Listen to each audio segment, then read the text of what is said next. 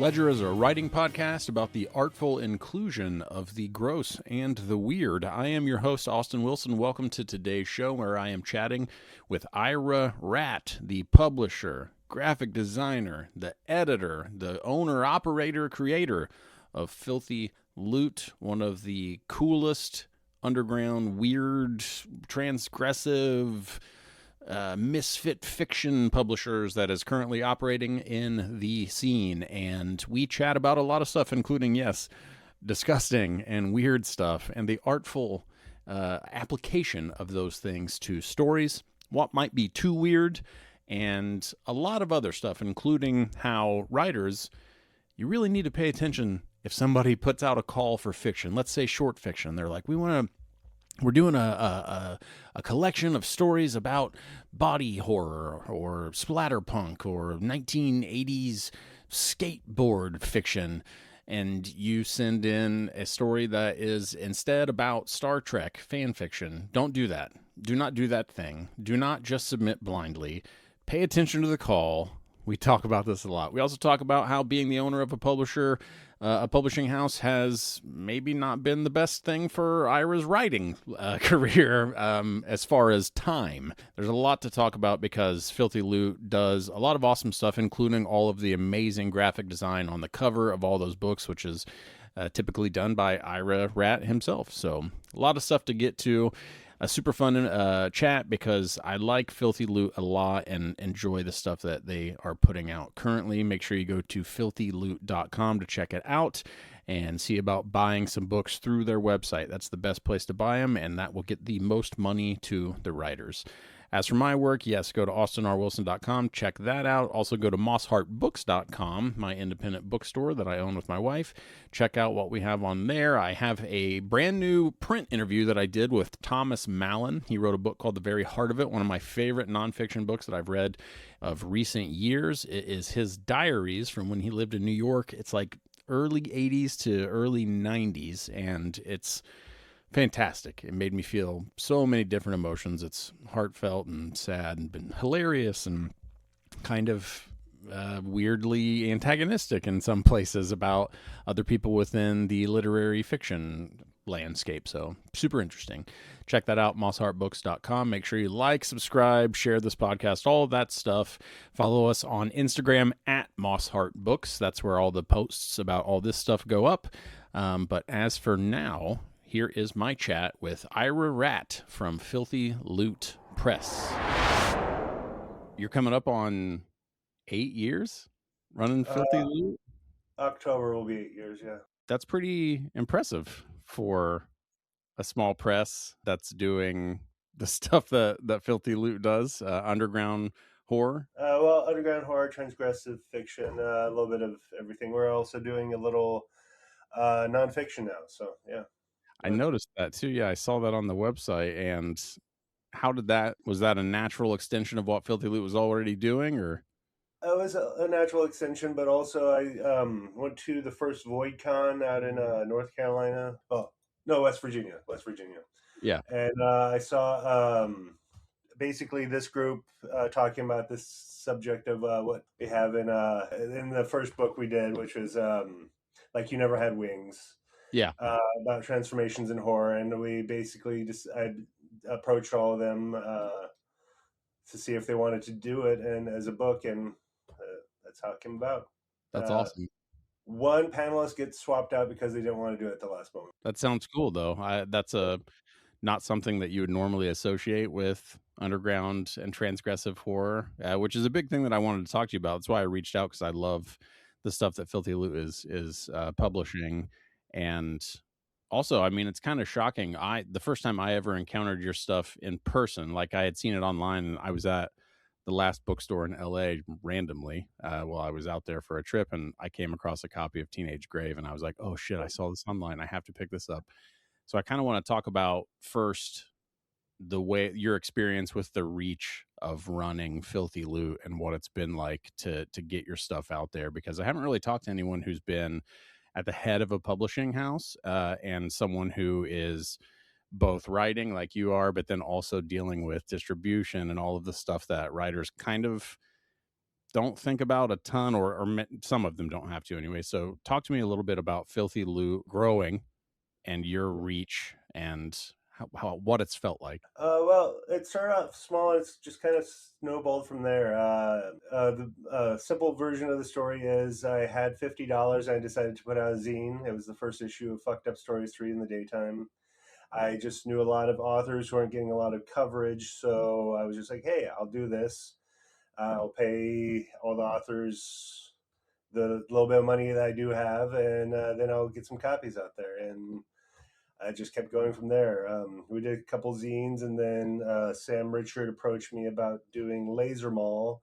He was just like, "What about an anthology that's just lasers, robots, and mall horror?" And I'm just like, "You already sold me like halfway through that conversation, so we might as well I do was it." in at Lasers. Yeah, but it was just slightly too long to do as a zine, so we ended up doing the size that we are doing now. Is that, do you think, in the back of everyone's head when they're like, I'm going to do a zine? And like, is that a thing that we really have in the back of our brains the whole time? Where like, I'm going to do this zine and it's going to blow up? Or is that the opposite of what we want when we're sitting down to make a zine? A little bit of both, I'm sure. A lot of my impulse to start the press was also I went to school for graphic design. That's my background, so I've always had this impulse to do book covers and zine covers and stuff like that. So it was just a way to get that outlet out there because after spending how much ever money on getting my graphic design degree, I'm not doing that as a day job. So yeah. Right.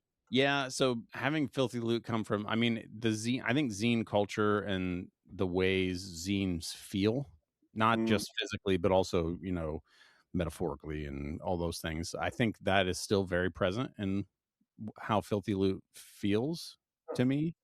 Thank- Um, is that did like when you made that transition where the side where you're like it's a little bit too long to be a zine, were you consciously like, I want this to feel still like a zine going forward, or were you like, all right, now it's time to get a perfect bound spine, we need to make sure this feels leveled up?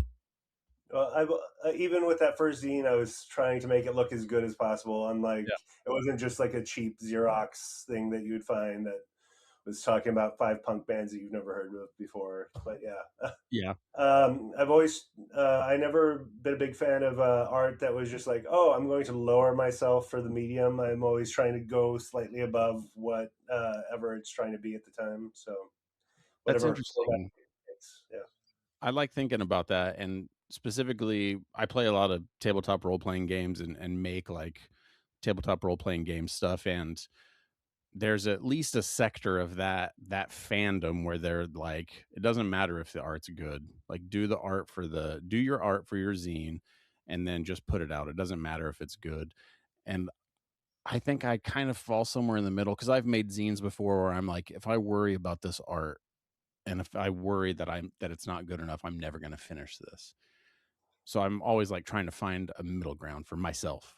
Yeah, I've had a lot of authors that like before I even started the press, I read an author's arc, and he was just like, "Oh, tell me if anything's wrong." I'm like, "I found five spelling errors." He's like, "Oh, most books at least have 13. I'm good." I'm just like, I'll sit there and I'll pay my publisher, the company that publishes me $25 if I miss a period. So I'm just a little weird. I just want it to be as good as possible. What's funny is for spelling errors, I want zero. Yeah. But for art, because I'm not an artist, like I'm if I'm going to do the art for myself, or if I'm going to pay someone, Mm. I think my mind goes to the place where I'm like, this needs to look as good as freaking possible. But if I'm going to do the art, I'm like, well, I know I'm not good, so I can either finish it or not get it done because I'm worried that it's bad. I think that's probably more a me thing than anything else. There is a reason why only two of our books that we've put out have an illustration that I actually did on the cover. I will do the thumbnail and I send it off to somebody who can do it better. Or if it's Photoshop, I'll do that. But if it's an actual illustration, I've only done two of them. And yeah, probably two of our least popular. Well, not least popular, but they're my own books. So like I don't push them as much as other people's books for whatever reason. Is that because you don't like your illustration style, or just Uh, because you know you'll agonize over it? uh, I do agonize over it, but I'm fine with what I did for those because I was trying to emulate something else rather than trying to like come up with like, oh, this is a brilliant new illustration style. So Well, the graphic design and that overall visual feel of Filthy Loot is super noteworthy. yeah. I think it's one of the biggest selling points for people when they first see the stuff. I saw Teenage Grave and I was like, holy shit, that looks amazing. And that's when I like got sort of connected. And I'm curious how the genesis of that happened. Like you said, you went to school for graphic design. Were you writing that entire time also? Like how did those two things meet up as far as becoming Filthy Loot? Like were you always a writer? I've always been a writer since grade school. I kind of stopped for a long time because I got into bands. I've been in several bands, and that took up a lot of my time. I ran a couple tiny little bedroom record labels, which kind of feeds into what I do with the press too. Basically, any independent musician knows it's just a money suck, and after a while, it's just like I can't do this anymore. So I just make music for me and put it up on Bandcamp and don't even pay attention to really letting people know about it. So A lot of people would say that independently publishing underground and transgressive horror fiction is also a money suck. Is that not the experience? it is, but at the same time, it's selling better than my music ever did. A lot of it's also that money wise, I'm the one doing the interior layout. I'm the one doing the covers 9 times out of 10. And other than paying editors, which I normally do through barter, a lot of it's just paying back the printer and the author. And as much as I can personally take on is what I do for keeping our costs down, so we don't have to sell the tiny books for like $17 or something ridiculous Right. like. And also I think the differences between musicians, because I guess there's no, I mean there kind of is a built-in concept of like, all right, I'm going to take this on the road, meaning your music, or the other side of that being an author. Like obviously there are, people going on book tours and stuff, but I think, I don't know, is it different? Like can you just be a musician who never plays anywhere and an author who doesn't worry about being like public?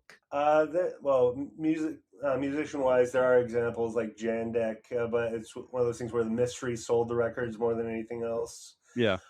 He never did an interview. He never did publicity. Well, some of his covers were himself, but he just never like went out there to get famous. But the second they did a documentary on him, he started going out on tour.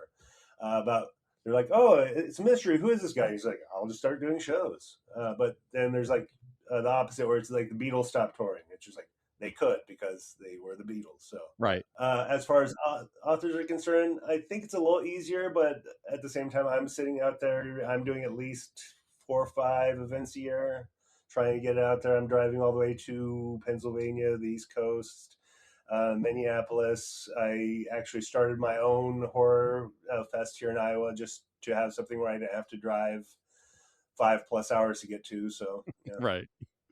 It's funny because that kind of connects up with you as a writer. On your website it says you're examining the exhibition of anonymity, and I feel like those things match up where it's like not worrying about being famous, but you do like I've talked about this on the show with a lot of other people, but like you still have to worry about people reading your stuff if you're wanting to sell it or like get people, as many people as possible to read it.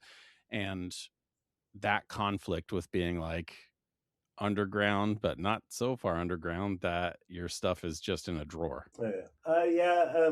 The wording of that is obviously I went to art school, so yeah, I went a little far on that, but yeah, some of my like visual art had to do with anonymity, so that had to do with that too. But I can see how it really goes with being a struggling artist, musician, writer, whatever you want to be. So yeah. Well, the one of the big reasons I reached out to you is underground horror and transgressive horror specifically. I feel like either it's bigger now than I've noticed before, or I've just particularly gotten connected to it more than I had previously. It's probably a little of both, honestly, but I was super interested in if we could talk about too weird. Is there anything that's too weird? Not necessarily specifically for Filthy Loot, but just the idea of transgressive fiction, and if there are rules. A thing that I kept returning to as I read some of the stuff that Filthy Loot puts out, or other publishers like Apocalypse Party and some other people who are doing transgressive weird stuff, I kind of started to contemplate if the only rules were if it's readable. And I'm curious what your thoughts are on if there is such a thing as too weird for transgressive, underground or cult, whatever label, horror fiction specifically. Oh, when I first came into publishing, a lot of what was going on was called Bizarro. I don't know if you're familiar with that scene, but it's like trauma times 100, like Yeah, the Toxic Avenger, but even further out there. After a while of being in that scene, I kind of noticed the analogy I've stolen from the comic book author James O'Barr was basically 80s comics started looking weird because the people drawing the comic books grew up looking at comic books. So they like the anatomy was all off. Like the stomach was too thin to support the torso, et cetera, et cetera. And it yeah, was just no longer human anatomy. So with Bizarro, I kind of started noticing that people who were writing Bizarro were only reading Bizarro. So it became this feedback loop where it just became too over the top. And so, yeah, yeah, it can be too far out there and just almost nonsensical. But as long as there's like a sense of like, oh, this person is like trying to do like an Alice in Wonderland homage where it's just like, oh, everything is weird for this sake, or David Lynch type stuff. I get that, but after a while, it just gets into this feedback loop of like, how can I insert poop into this story? Okay, and it's just like. I think right when I started, there was an anthology that was nothing but poop stories, and I would constantly get them for every call after that. So yeah. people just had them in their drawer and was just like, "Oh, I'll send them this one." All right. Yeah, that's like Gigi Allen. Like Yeah. Gigi Allen, where it's like the grossest, basest, most detestable thing. I have yet to encounter a story where that seems to be the reason for its existence, from where I can connect to it. And I know there are people who are like, "Oh, that movie looks horrible. I'm going to watch it." Or that thing sounds disgusting. I'm going to read it. So as you encountered Bizarro, and as you encountered the weird like urge to put poop in every story, and you started Filthy Loot, was your goal like, okay, we're going to separate ourselves from that, at least in the sense that we're going to focus on whether it's story or graphic design that supports our story? Or were you making a conscious effort to push yourself further away from Bizarro and sort of create your own niche? Or were you like, I know this other thing exists over here and we do just want to be transgressive, but not to the point where story suffers or just doesn't exist anymore? The first thing I look for is good writing, Yeah, honestly. Basically, somebody asked me a long time ago how I decide what stories we put out, and I always like quote that Supreme Court justice was talking about pornography, where it's just like, when I see it, that's it. Or, you know and when you see it. that's quoting it. Yeah, I don't know when I see it. Thank you. Yeah, I have this like ideal of what I want, but it's always like a weird trying to get there as part of the process. yeah. I don't know if we've done a book that's 100% what I've ever, well, anthology wise. It's never been exactly what I imagined when I put out the call, but it's always been an interesting process. So. I'm also interested in your like line of demarcation between literary, because you're also publishing what you list on the website as literary fiction or literary horror Mhm. versus I guess talk to me about that. Talk to me about that delineation. It goes back to the people who only read the genre that they write. Right. With me, I've for the past almost 8 years, I've only read what gets sent to me because I have no time to read anything else. Right. So I I've always been a big fan of like J.G. Ballard, William Burroughs, Nate Lippens, who I actually put out, Jack Skelly. These people who are like a part of. Dennis Cooper's a prime example. He's a little bit more towards the horror side than a lot of the other people, just because he talks about serial killers and whatnot. But I've just always had, I don't know. Well, the first author I got into as a kid, like really got into, was Stephen King, and he's always had that demarcation where it's just like, oh, I'll write the body, but I'll also write it. So I always wanted to kind of bring that together. It's like it's hard to explain, Yeah. Well, I mean, but Stephen King is a good example, I think, because he gets shit on by the literary writers, maybe not publicly or sometimes publicly. And then maybe the more transgressive authors think that he's soft or not crazy enough. And you're right, like The Body, or I mean, more recently, The Life of Chuck, which I just read this month, is a fantastic, like, literary story. mhm. And it's in a book with some horror stuff, but I do like the idea that someone can do both, and the idea that Filthy Loot would be publishing literary, like, fiction, whether it's horror or otherwise, makes total sense to me.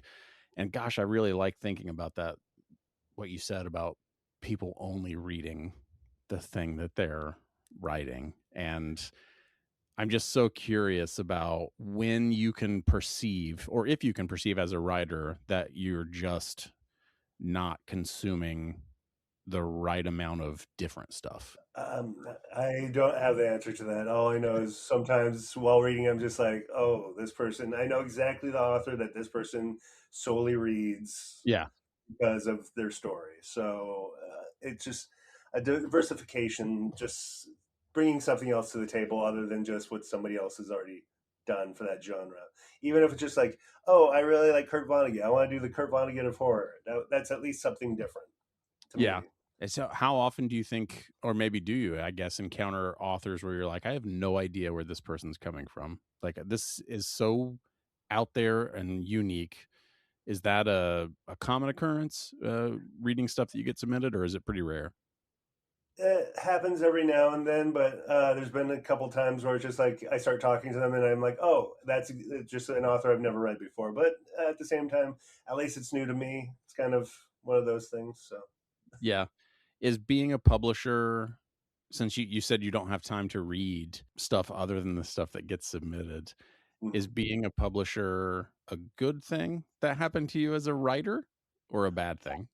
Kind of a bad thing.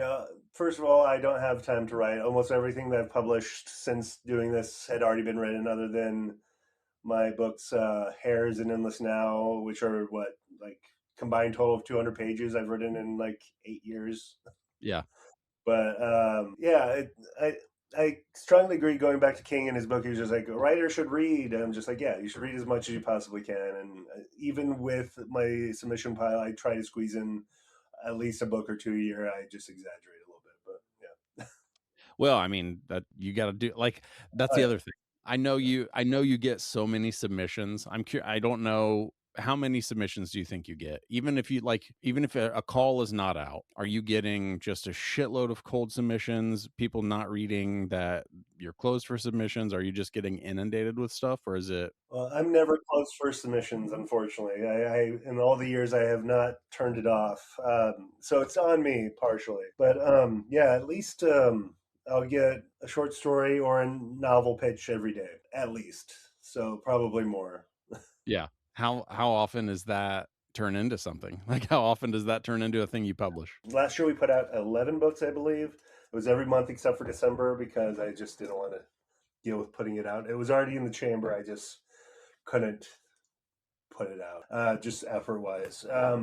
About half of them were individual novellas, and then or short story collections that were one author, which is not something I do very often. But then there's every short story collection I probably read at least 20, 30 stories for to get down to four or five.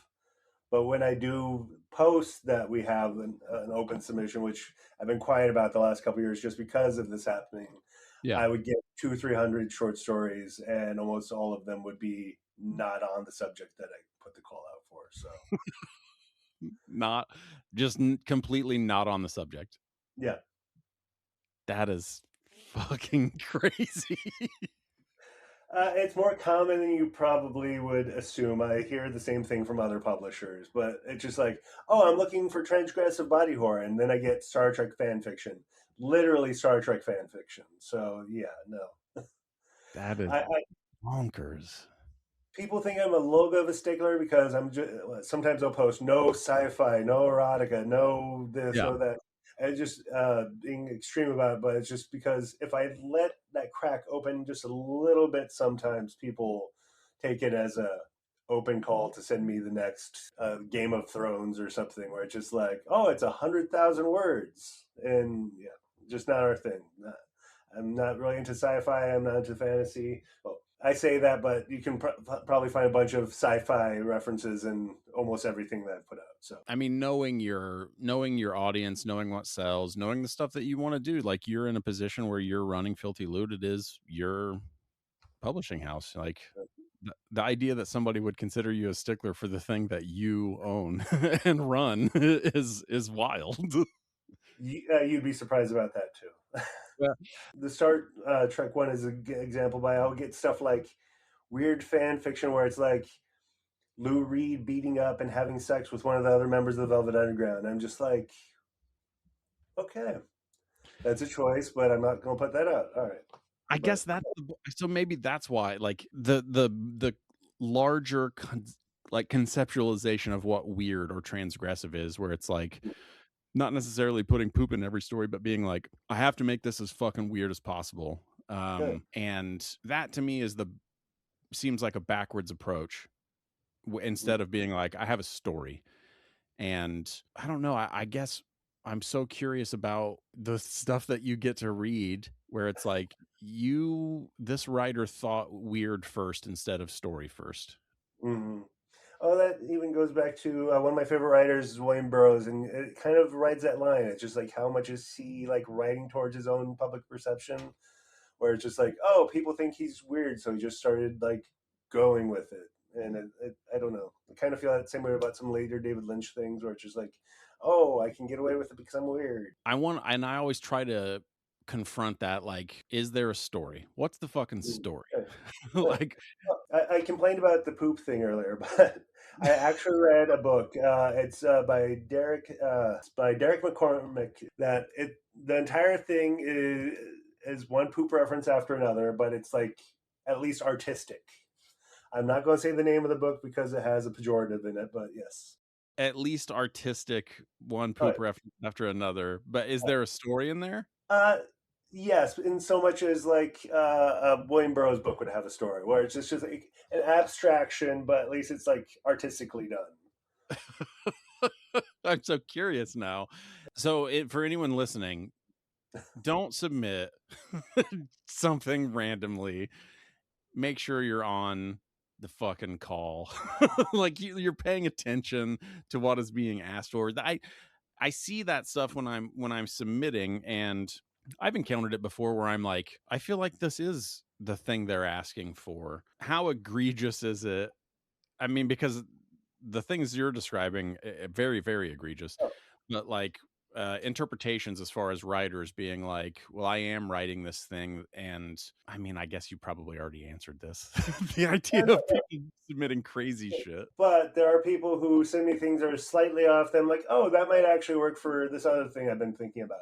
So I Yeah. don't mind when it's just like, oh, it's transgressive body horror, but it doesn't have anything to do with one of my last anthologies was New Meat in a Cold Room, clean room, where I wanted it to be like splatterpunk, post punk, and weird comedy and body horror, where it was just like philosophical leanings and like Joy Division references. If like you sent to that and it didn't have anything to do with like old 70s post punk, I would still be like, oh, well, I have another issue of body punk coming out. Maybe I'd consider that. It's an interesting, yeah. I mean, I guess, yeah. Don't.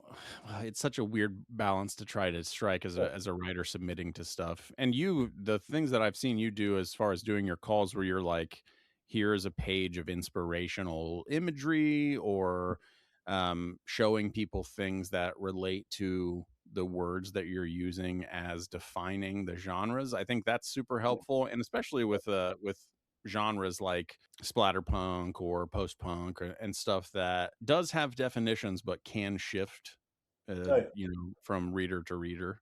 when some people talk about splatterpunk, it could be like Clive Barker, where it's still kind of classy, but it's like pretty far out there. But or someone like Edward Lee, that's just like pretty far to almost bizarro in its extremity. Where it's just like I'd be a little bit more inclined to the Clive Barker. I like Edward Lee, but There's a bookstore I love in Chicago called Bucket of Blood, and oh there's a yeah, couple of shelves in Bucket of Blood that I always look at. I haven't gotten anything yet because most of the time the stuff that I encounter there, I'm just like, this is so far over lines I didn't know existed that I bought a book called Burn You the Fuck Alive, which I haven't read yet, but it was one of those. It's by B.R. Yeager. I think yeah. Apocalypse Party put that one out as Mhm. well. But it was one of those where I'm like, this is like as far out as my brain is willing to go, and I'm excited to take this journey, and it's a chance because I might hate it.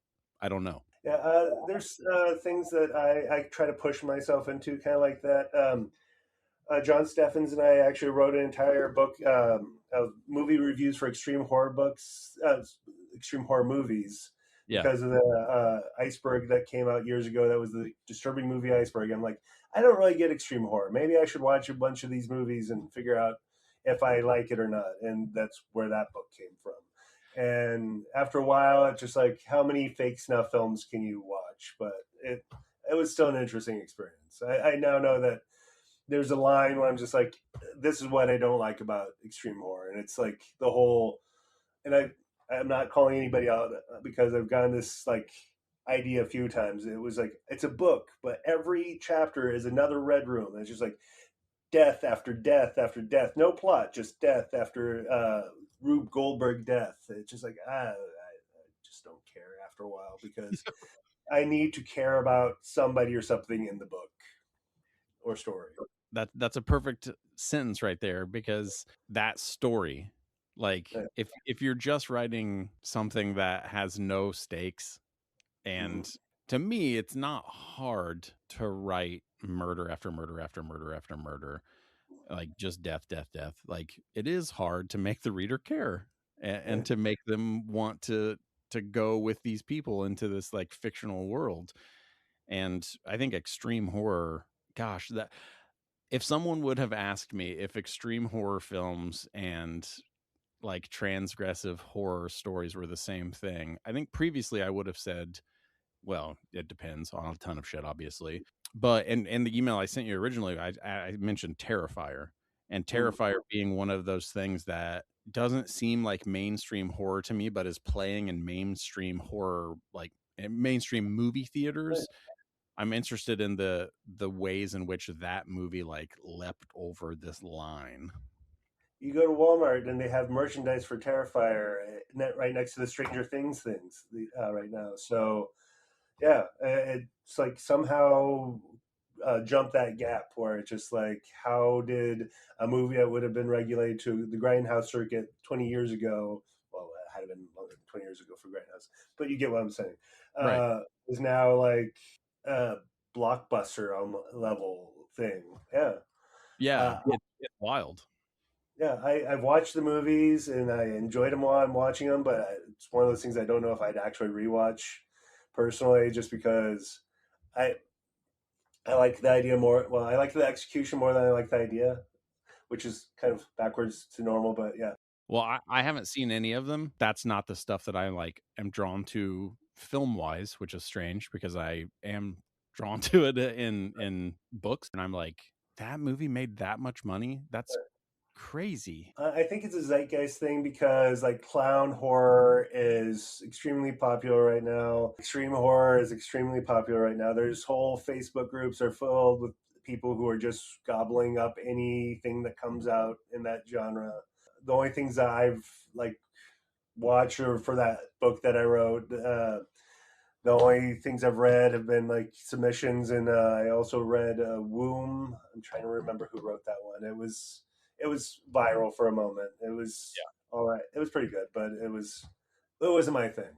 And like I just want there's like I said before, there's a delineation between the like splattery stuff that I like and some of the more out there things that just get too involved in the death rather than the people. No, I think that's probably a good way to put it, and that is a weird part of horror because some extreme horror that I've seen, and I probably have seen like 0.01% of extreme horror, and Mm. probably stuff that now people would be like, "Oh, that's not extreme," which I'm okay with. Like, because I watched, God, I think it's a French film, High Tension. Not for me, to put Yeah. it mildly. And partially it was because I thought the story was really stupid. Um, I mean, it's I've heard that complaint. I haven't watched that one, so yeah. I think extreme horror, like zeitgeisty, like you said, well, one clown fiction. What a strange sub genre to have explode and kind of again, like not even for the first time, like again. Everything goes back to it, I would say, but and that was what based off of Gacy, so it's tapping into something that bothers people. So I get it, but it's just not my thing. Fully support anybody who wants to go there, but it's not for me. Is there any?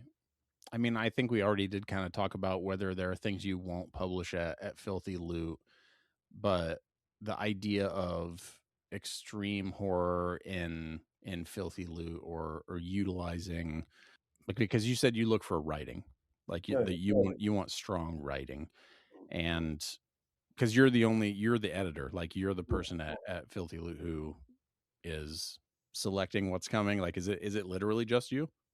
it's for picking what we put out. Yes, I do.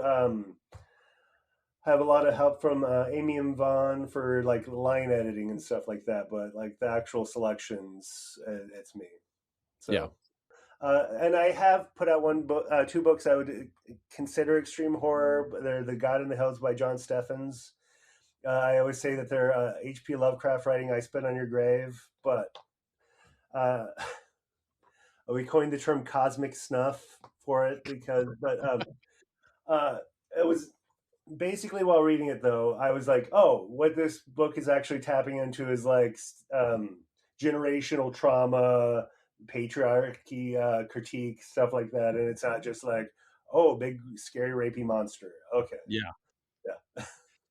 I wouldn't be shocked if the word transgressive is misinterpreted by a lot of writers and readers. The things that are transgressing outside of norms within our culture. I guess as a writer, how would you want writers to interpret the word transgressive who are submitting to Filthy Loot? That's a good question. I go back to I know when I see it. You know, So yeah, I there's this quote, and sorry for not remembering who said it.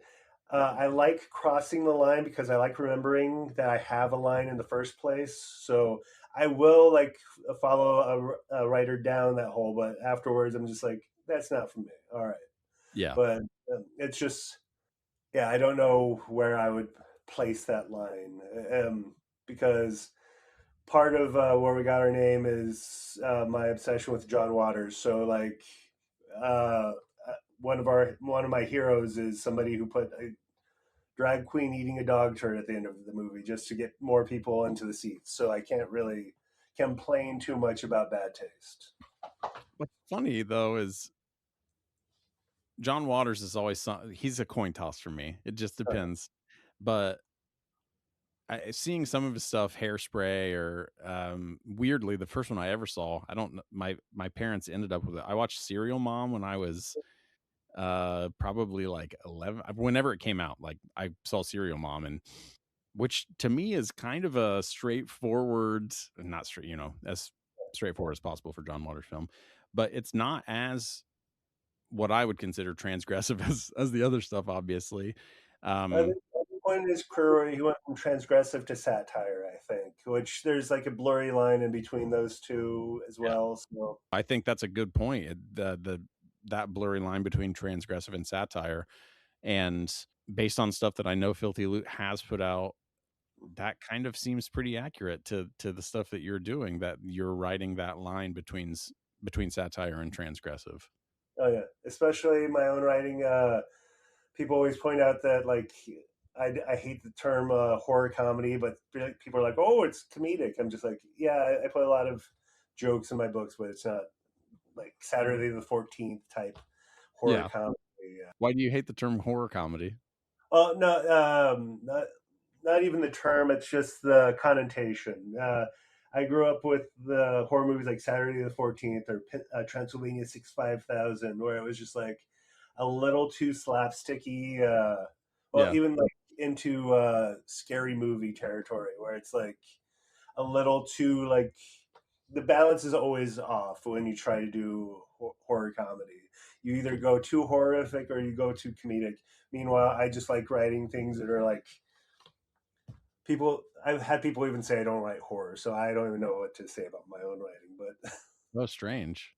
yeah, well, it's always the thing. I write things that whatever the person I'm talking to doesn't write. It's just like, oh, this isn't going all the way back to Bizarro. This isn't Bizarro. This is horror. And then I'm talking to a horror person. Oh, this isn't horror. This is literary fiction. I'm just like, oh, okay. So I'm just not whatever you're doing. Okay. So I guess one of the bigger questions as we're kind of wrapping up now is, did you start? I mean, we talked a little bit about starting Filthy Loot because you had the idea for the zine, but like, had you been submitting your work previously to other publishers? How did that tie into Filthy Loot becoming a thing? As far as like, well, there's a couple questions in here. Since you said it's been bad for your writing, how much was that tied to like nobody is publishing the shit that I want to see, or maybe tied to that nobody is publishing my work, which is I think a thing that writers tend to shy away from sometimes talking about out loud. There's a little bit of that in there. I was publishing and getting accepted. What there was an anthology, Deep Fried Horror, that I was in. Bizarro Central had a short story that they would just publish. I got and then a couple zines. Uh, this is since my current writing phase. I have a bunch of stuff from like the early 2000s that thankfully are just nowhere Yeah. to be found. I had two manuscripts that I had. One was the short story collection Pacifier, which got accepted. And then after about 6 months, the publisher who was putting it out ceased publication. And then I also had the novella that I'd been working on for a couple years. I wrote it in like 2 weeks, and it took me years to edit, even though it's like 100 pages. Uh, Basically, that had to do with hiring a bunch of the wrong editors, and then one right one who still was just like, "You have this major problem, but it's too big for me to sit here and Yeah. show you." Just past tense, present tense problems. Uh, and I sent that one off to a publisher who rejected it, and basically between having both of those in my hands at the same time, I'm just like, I can just put this out. I already put in the money. I might as well try to do it. So those were what, like maybe the third and sixth or seventh book that we put Yeah. out. So Well, now in yeah. 2026, I mean, even into 24 and 3 and stuff, the idea of self pub having been kind of sandwiched together with indie, and it is an interesting time right now when you can self-publish stuff and have a lot more reach than even 10 to, I mean, definitely 15 years ago. But even then, self-publishing, you still had more reach than previously. So now I'm curious if Filthy Loot as a boutique press is an answer for people who are like, I don't have enough time to self-publish. I guess the big question is like, how big do you want filthy loot to get? Is it a thing where you're like, I have a ceiling and I'm not going to go past this because of availability, because of implications as far as publishing industry, like trends and all of the shit that comes with a publisher being of a certain size? Last year, putting out those 11 books, that was Yeah. too much.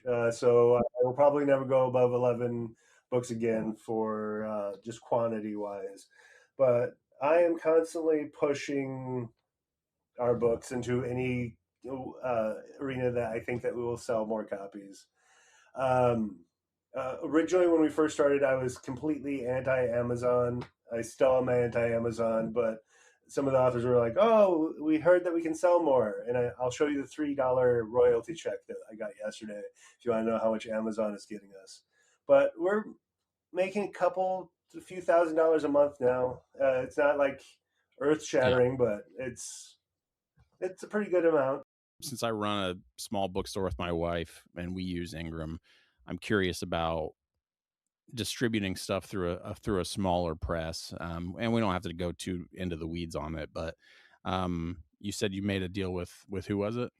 Yeah, we made a deal with Asterism where they're doing a lot of distribution to bookstores, and that's been really good. They're doing a lot better than having our stuff on Ingram has ever been. So, a distro out of Seattle. Seattle. Mhm. And also, yeah, Amazon. I hate Amazon at just about as much as possible. I think they're pox on the publishing industry and books in general. But I also think we're at a point where we have to address what they offer. Like, there are plenty of people who have self-published stuff through, well, not plenty, but significant people who have published stuff through Amazon and blown up to the point where quote unquote mainstream publishing has taken no and then you know sold millions and millions of copies. And it's I've talked about it here recently with some writers that I know that about distribution and awareness and how that machine offers things that are not exclusive to Amazon anymore. You can distribute stuff very easily through your website, through Gumroad, through all these other places. And I'm curious about the ways in which Filthy Loot has, and I mean, you've sort of already answered it with Asterism Books talking about how it's been much more popular than Ingram. I've gotten some of your stuff through Ingram, but I am curious if those distribution models are going to become Ingram and other distros become less and less of a priority or even a less and less of a presence within publishing. I can see that. I actually got a message the other day that I had sent out one of our books for review, and our Amazon page wasn't up to snuff, apparently, according to the reviewers, or they weren't going to review it. But at the same time, I pay so little attention to Amazon that it's not even really on my radar. I'm trying everything I can to avoid having to deal with them as much as possible, but they are the elephant in the room that you kind of have to appease. But Well, that is also an interesting aspect of it, the review aspect of it. I despise Amazon reviews. I think they're bullshit. And I think it's a false metric that the industry has adopted and sort of pushed on people. And their purchase of Goodreads is one of the worst things that could have happened to the publishing industry. Anyway, achieving review success or connecting with readers through reviews, is there another place that Filthy Loot does care about? And I'm literally asking just for the interest of readers or writers out there. Is bookshop.org a place that you notice helps Filthy Loot, or is there no place like that right now? Not specifically. I have a thing where I try not to even look at our reviews just because otherwise I go down that rabbit hole where I'm just like, why did I get this one 3-star review? So I don't even pay attention to things unless it's like a long written blog post. I will read those because people have taken their time Yeah. and put consideration into it. So I always appreciate that.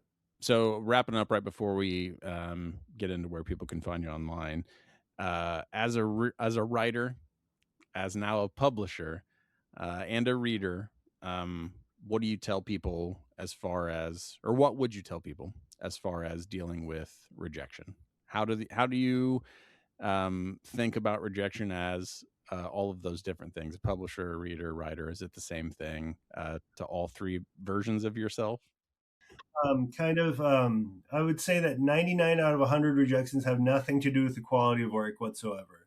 It has to do with the submission call, my little narrow view of what I'm trying to do, and just like, I don't know, just things like that. It's very Yeah. nitpicky rather than, oh, you're a bad writer. So I'd say keep writing, keep putting things out because the whole reason why I started this is because almost every author that I knew at that time was complaining that other presses weren't putting out the type of things that they were trying to put out there, and I had already enjoyed their work. So yeah. I think that's good advice. Where can people find Filthy Loot online, and where is the best place to buy Filthy Loot books? Well, filthyloot.com is probably the best place to buy books, just because it gets more money to the authors. But I'm happy if you buy it anywhere. So Yeah. we are also we're on almost every social media at Filthy Loot, but we mostly focus on Instagram because we're such a visually present company. So Yep, and the visuals are awesome. oh, thank you. I appreciate you coming by. I appreciate you chatting. And yeah, go filthyloot.com. Check out Filthy Loot books. Thank you so much to Ira Rat for stopping by and chatting. Go to filthyloot.com. Check out those books. Some awesome stuff there. You're going to find weird stuff if that's what you're looking for. Thank you very much for listening. I appreciate every second you spend with this show. If you want to like, subscribe, review it, share it, I would appreciate that a ton. Go to my website, austinrwilson.com, mossheartbooks.com. Check that stuff out. Follow us on Instagram at mossheartbooks. I'm recording this on February 2nd, and I wanted to leave this until the last so I didn't hijack the episode or draw away from Ira himself, but fuck ICE. The country's in a really dangerous place right now, and I want to make it as clear as possible that I am not on the side of the fascists. Fuck you, ICE.